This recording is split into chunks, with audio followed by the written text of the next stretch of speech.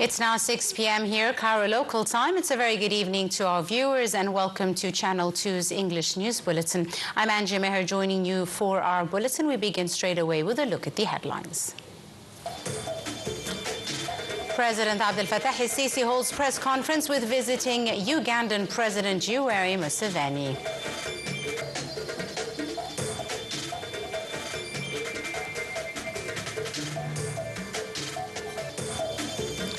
Prime Minister Dr. Mustafa Madbouli and Jordanian counterpart chair joint Egyptian-Jordanian committee in Amman.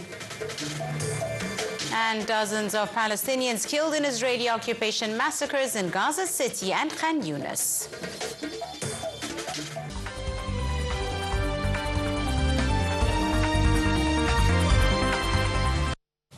President Abdel-Fattah el-Sisi asserted Egypt's complete rejection of any unilateral measures in the Eastern Nile Basin, stressing that those who believe that Egypt will turn a blind eye to its water rights were wrong. The president's remarks came during a joint press conference with the visiting Ugandan President Yoweri Museveni following their discussions. Addressing the press conference, el-Sisi confirmed that it is not opposed to achieving any development for partners and brothers in the Nile Basin countries, adding Egypt's only problem is that the development does not affect the volume of water that reaches Egypt.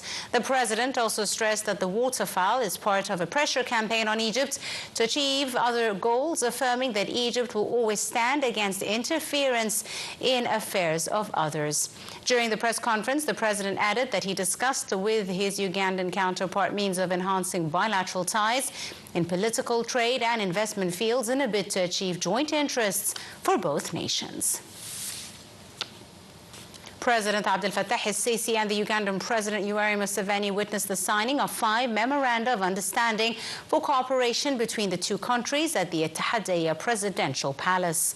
The first agreement tackles mutual exemption from visa requirements for holders of diplomatic and private passports. The second is a memorandum of understanding on cooperation in the field of diplomacy and institutional development, and the third on enhancing cooperation in production and processing of fruits. The fourth is about boosting bilateral investment ties, and the fifth is an agreement on the implementation of integrated management of water resources.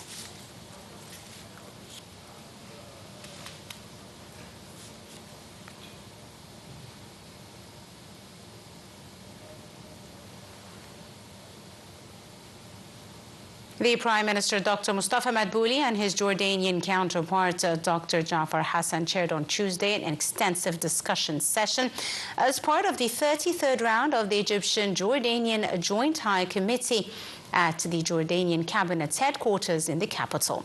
The discussions focused on mechanisms to enhance bilateral cooperation between the two brotherly countries in various economic fields, as well as the exchanging views on politically relevant issues of mutual interest.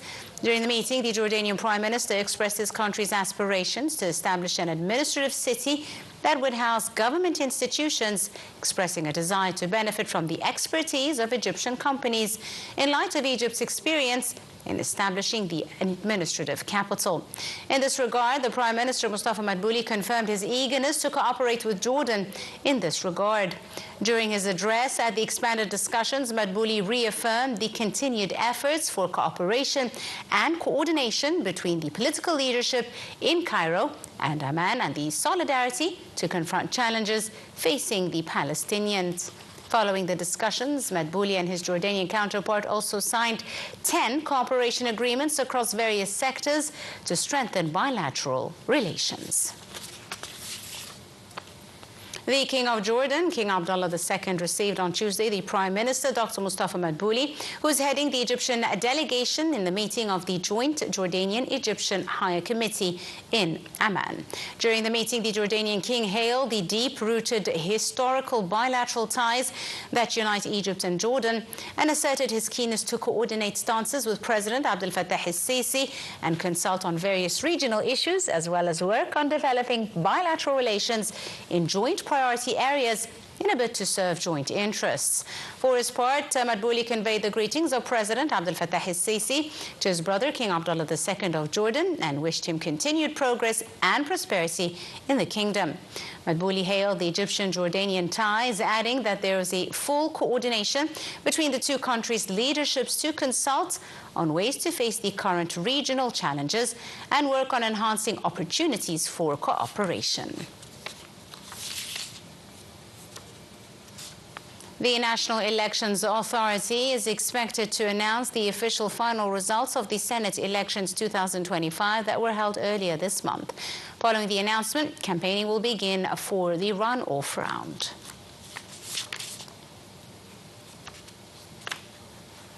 The 10th International Conference of the Iftá House opened in Cairo on Tuesday. The two-day event is being held under the theme of producing wise preachers in the AI age. Delegations, scholars, preachers, senior religious figures, and elite jurisdiction experts and international experts from 70 countries are participating in the conference. The event this year discusses challenges and opportunities provided by AI in the field of Iftá. Organizers say the conference is an international platform to exchange expertise amongst Iftá institutions worldwide and explore development mechanisms to align with the swift technological transformations. They say such objectives are discussed at the same time preserving jurisdiction rules to achieve social peace and cement joint human values.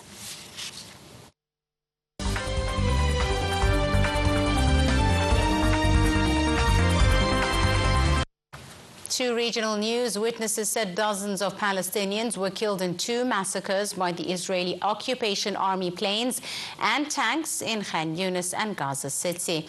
Medics said Israeli attacks pounded eastern districts of Gaza overnight, killing 7 people in 2 houses in different suburbs and 4 in an apartment building in the city center. In the south of the enclave, 5 people, including a couple and their child, were killed by an Israeli airstrike on a house in the city of Khan Yunis, and 4 others by a strike on a tent encampment in the nearby coastal Mawasi. The Palestinian Minister of Education, Amgad Baram, accused Israel of carrying out a systematic destruction of schools and universities, saying that 293 out of 307 schools have been completely destroyed or partially. The UN Office for the Coordination of Humanitarian Affairs said that according to the latest satellite-based damage assessment in July, 97% of educational facilities in Gaza have sustained some level of damage, with over 91% requiring major rehabilitation or complete reconstruction to become functional again. European Union Foreign Policy Chief Kaja Kallas said the war in Gaza was growing more dangerous by the hour and added that war was not the solution. She added that the EU priorities remain humanitarian support, including access for non-governmental organizations with an immediate ceasefire and release of the remaining hostages.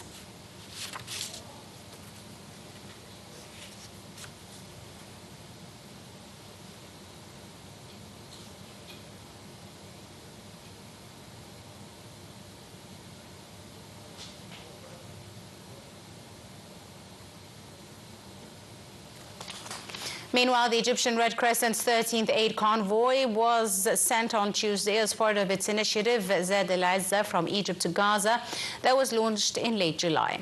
Carrying over 3,500 tons of food and medical aid supplies, the convoy entered the Rafah land port on its way to the Karam Abu Salam crossing, where it will be inspected by Israeli occupation forces. The initiative comes amid Egyptian efforts to support the Palestinian people.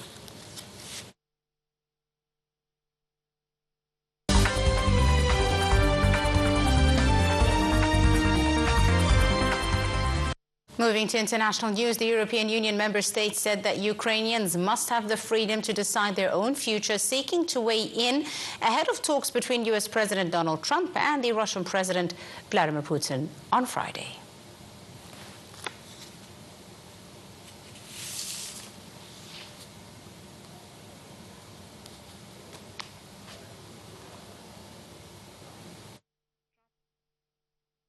European Union member states said on Tuesday that Ukrainians must have the freedom to decide their own future, seeking to weigh in ahead of talks between U.S. President Donald Trump and Russian President Vladimir Putin on Friday. European leaders and Ukrainian President Vladimir Zelensky plan to speak with Trump on Wednesday before the summit in Alaska amid fears that Washington, through Ukraine's leading arms supplier, may dictate the unfavorable peace terms to Kiev. Kiev and its European allies fear that Trump, keen to claim credit for making peace and seal business deals with Moscow, could in effect reward Russia for more than 11 years of effort to seize Ukrainian territory, the last 3 in open warfare. Trump had been hardening his stance towards Moscow, agreeing to send more U.S. weapons to Ukraine and threatening hefty trade tariffs on buyers of Russian oil in an ultimatum that has now lapsed. Even so, the prospect of Trump hosting Putin on U.S. soil for the first time U.S.-Russia summit since 2021 has revived fears that they might put narrow U.S. interests ahead of the security of European allies or broader geopolitics. Russian forces, meanwhile, have rapidly advanced in a narrow but important sector of the front line in eastern Ukraine. Ukrainian leader Volodymyr Zelensky warned ahead of the Friday meeting in Alaska between Donald Trump and Vladimir Putin that Moscow was laying the groundwork for further attacks, not peace. The Ukrainian army said they'd been fighting around the village of Kacherev Yar in the Donetsk region, acknowledging new and speedy Russian gains. The Ukrainian Deep State blog, which retains close connections with the military, showed Russian advances around 10 kilometers over around 2 days, punching deep into the narrow silver of Ukraine on the front. Firefighters battled multiple wildfires across Turkey Tuesday with a large blaze in the northwestern province, burning for a second day after hundreds of residents were evacuated in precaution. Both the airport and the Dardanelles Strait, which connects the sea to the Sea of Marmara, were temporarily shut due to the wildfires.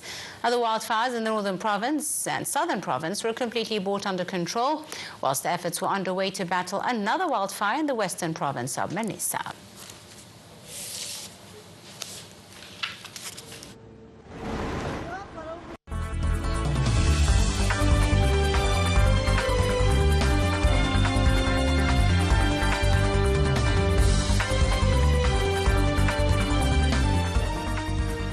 Moving to our business news, the U.S. President Donald Trump has extended a trade truce with China for another 90 days, at least delaying once again a dangerous showdown between the world's 2 biggest economies. Trump posted on a social media platform that he signed the executive order for the extension and that all other elements of the agreement will remain the same. According to the Ministry of Commerce, Beijing at the same time also announced an extension of the tariff pause. The U.S. could have ratcheted up taxes on Chinese imports from an already high 30%, and Beijing could have responded by raising retaliatory levies on U.S. exports to China. The pause buys time for the 2 countries to work out some of their differences, perhaps clearing the way for a summit later in the year between Trump and the Chinese president.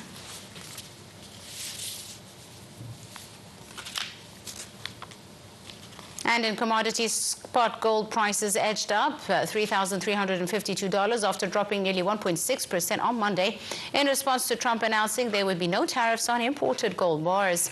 Oil was also modestly higher ahead of the August 15th meeting between Trump and Russian President Vladimir Putin, aimed at negotiating an end to the war in Ukraine. The talks follow increased U.S. pressure on Russia, raising the prospect of penalties on Moscow if a peace deal is not reached.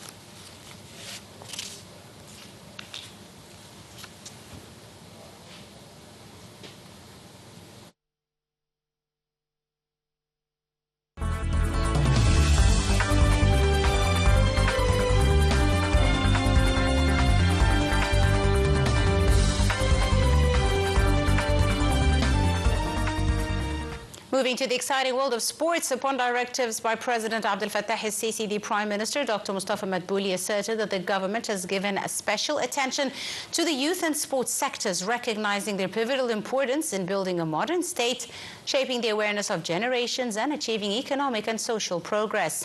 Madbouli's remarks came during the launch ceremony of the National Youth and Sports Strategy 2025-26, organized by the Ministry of Youth and Sports. Madbouli also affirmed Egypt is determined to turn the strategy into a tangible reality through precise follow-up integration among stakeholders and investment in the capabilities of the youth, as they are the true wealth of Egypt.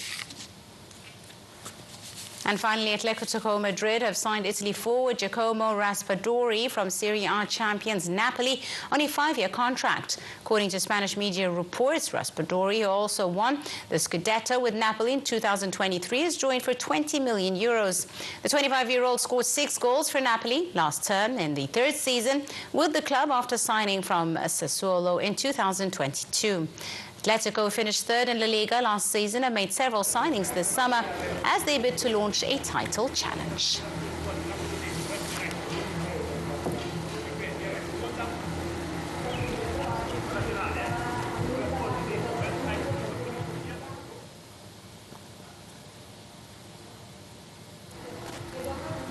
With that, ladies and gentlemen, we wrap up this evening's English News Bulletin here on Channel 2. My name is Angie Meher. Thank you for watching.